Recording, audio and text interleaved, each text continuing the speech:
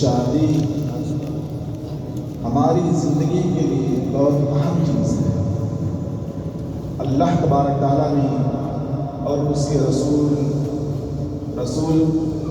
اکرم صلی اللہ علیہ وسلم نے ہمارے لیے بہت ہی اہمیت کا حامل قرار دیا ہے، کیونکہ اس سے جہاں ایک طرف نسل انسانی کی بقا ہے، دوسری طرف آدمی اپنے خواہشات کی تکمیل صحیح طریقے سے کر سکتا ہے۔ اور شادی بیاہ کا تعلق بہت ہی ایک پیچیدہ معاملہ ہے، اسی لیے جب شیخ نکاح کا خطبہ دیتا ہے تو اس میں جو آیتیں ہیں اس میں ایک لفظ بار بار آتا ہے، حق اللہ، کہ اللہ تبارک تعالیٰ سے ڈرتے رہو، تمہارے اندر اللہ تبارک تعالیٰ کا تقویٰ ہونا چاہیے، اس کا ڈر ہونا چاہیے، اس کا خوف ہونا چاہیے، کیونکہ شادی کا معاملہ بہت ہی سنگین ہے۔ ایسا نہ ہو کہ بات بات میں ذرا سی انبن ہو جائے اور معاملہ غلط ہو جائے، کیونکہ ہماری شریعت نے جو اصول اور ضوابط بیان کیے ہیں شادی کے تعلق سے، بہت ساری چیزیں ہیں کہ آدمی کو ایسی عورت اختیار کرنا چاہیے جو صالحہ ہو، مومنہ ہو، نیک ہو، اس کو اختیار کرنا چاہیے، نہ کہ مالدار کو دیکھنا چاہیے، صاحب ثروت کو، صاحب دولت کو نہیں دیکھنا چاہیے۔ اور اگر ہم ایسی عورت کو اختیار کرتے ہیں جو پاکباز ہے، مومنہ ہے، صالحہ ہے، تو ہماری زندگی خوشگوار ہوگی، اچھی ہوگی۔ اگر ہم نے دوسری چیزوں کو ترجیح دی تو یقیناً ہماری زندگی عجیرن ہو جائے گی، مشکلات کا سامنا کرنا پڑے گا، اور کبھی کبھار طلاق تک کی نوبت آ جاتی ہے۔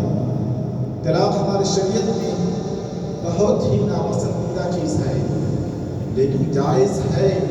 حرام اس وقت ہے جب عورت بغیر کسی سبب سے، بغیر کسی وجہ سے اپنے شوہر سے طلاق طلب کرے۔ اس لیے اللہ تبارک تعالیٰ نے طلاق کا معاملہ عورتوں کو نہیں دیا ہے، بلکہ مردوں کے ہاتھوں میں رکھا ہے۔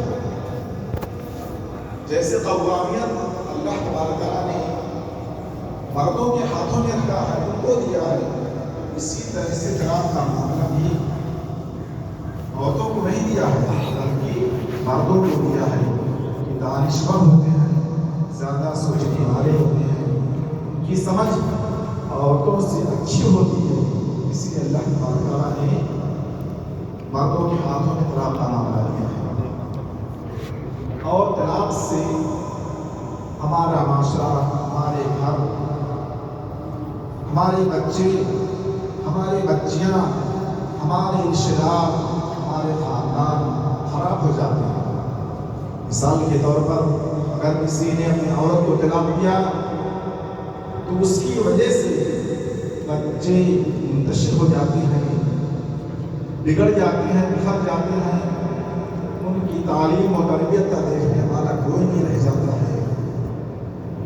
اور اسی طرح سے اس کی وجہ سے جو بچوں کی محبت ملنی چاہیے، الفت ملنے چاہیے، ماں کی وجہ سے، ماں کی طرف سے، وہ ختم ہو جاتی ہے، اور بچے یہاں تک کہ بگڑ جاتے ہیں، تعلیم و تربیت کا کوئی دھیان و خیال رکھنے والا نہیں رہ جاتا ہے۔ اسی لیے اللہ تبارک تعالیٰ نے ہمارے لیے کچھ اصول و ضوابط بیان کیے ہیں کہ آدمی اگر اپنی بیوی سے انبن ہو جائے، کوئی بات ہو جائے، کوئی معاملہ ہو جائے، کوئی اختلاف ہو جائے، تو آپس میں مل کر کے اس کے رشتے دار جو ہیں، جو اس کے اقارب ہیں عورت کے، اس کو بلائیں، بیٹھیں اور جو معاملہ ہو آپس میں بات کر کے محبت سے الفت سے اس کو حل کریں۔ طلاق دینی طور پر جائز ہے، شریعت نے اس کو جائز قرار دیا ہے، لیکن اچھی چیز نہیں ہے۔ بہت ساری چیزیں ہماری شریعت میں جائز ہیں، لیکن کیا ہم اس کو کرتے ہیں؟ نہیں۔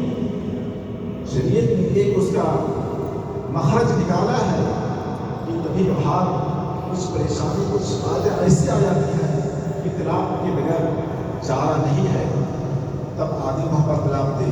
لیکن ہمارے معاشرے میں ہر بات پر کوئی انبن ہوئی، کوئی اختلاف ہوا، شوہر فوراً اپنی بیوی کو طلاق دینے کے لیے تیار ہو جاتا ہے، یا عورت ناراض ہوئی کسی بات کو لے کر کے فوراً اپنے شوہر سے طلاق کرنی لگتی ہے۔ مسلمانوں یہ معاملہ بہت ہی سنگین ہے۔ ہمیں سوچنا چاہیے کہ وہ عورت جس سے ہم نے محبت کی، الفت کی، اس کو طلاق دینے کے بعد اس کی کیا حالت ہوگی، اس کے دل پر کیا باتیں گزریں گی۔ اسی لیے ہم اپنی زندگی کو، اپنی شادی شدہ زندگی کو آسان بنائیں۔ اگر شوہر غلطی کرتا ہے تو عورت کو درگزر کر دینا چاہیے، معاف کر دینا چاہیے۔ اور اسی طرح سے اگر عورت سے کوئی غلطی ہوئی ہے، کوئی انسان ہے، فرشتہ نہیں ہے کہ اس سے غلطیاں نہیں ہوں گی، بلکہ کوئی انسان ہے، اس سے غلطیاں ہوں گی۔ اس لیے جب بھی کوئی غلطی کرے، شوہر کرے یا عورت کرے، ہر ایک کو ایک دوسرے سے درگزر کر دینا چاہیے، معاف کر دینا چاہیے۔ آخر میں دعا ہے کہ اللہ تبارک تعالیٰ ہم سب کو سچا و پکا مومن مسلمان بنائے۔ اللہ ہمارے درمیان الفت، محبت پیدا کر۔ ہم جانتے ہیں کہ اللہ تبارک تعالیٰ نے قرآن کے اندر زوجین کے تعلق سے دو اہم لفظ ذکر کیا ہے کہ ایک مؤدب اور ایک رحمت۔ اس اگر دو لفظ کے معنی پر ہم غور کر لیں گے تو ہماری پوری زندگی اچھی ہو جائے گی۔ اللہ تعالیٰ نے دو لفظ، ایک مؤدب مانے محبت الفت اور ایک رحمت۔ جب آدمی جوان ہوتا ہے تو زوجین کے اندر مؤدب رہتی ہے، لیکن جب آدمی بوڑھا ہو جاتا ہے، اس کی خواہشات ختم ہو جاتی ہیں، تو زوجین کے درمیان اس تعلق کی وجہ سے اس کی زندگی باقی رہتی ہے، وہ رحمت ہے۔ اسی لیے ہم کوشش کریں کہ ہم اپنے معاملات کو اپنے رشتوں سے، رشتہ داروں سے، اپنے عزیزوں سے مل کر کے اس سے بات کر کے ختم کریں۔ آخر میں دعا ہے اللہ تبارک تعالیٰ ہم سب کو اہدنا الصراط المستقیم، صراط مستقیم پر چلا۔ اللہ ہم میں سے جو بیمار ہیں ہم سب کو شفا کامل و عاجل عطا۔ اللہ تبارک تعالیٰ ہم سب کو جنت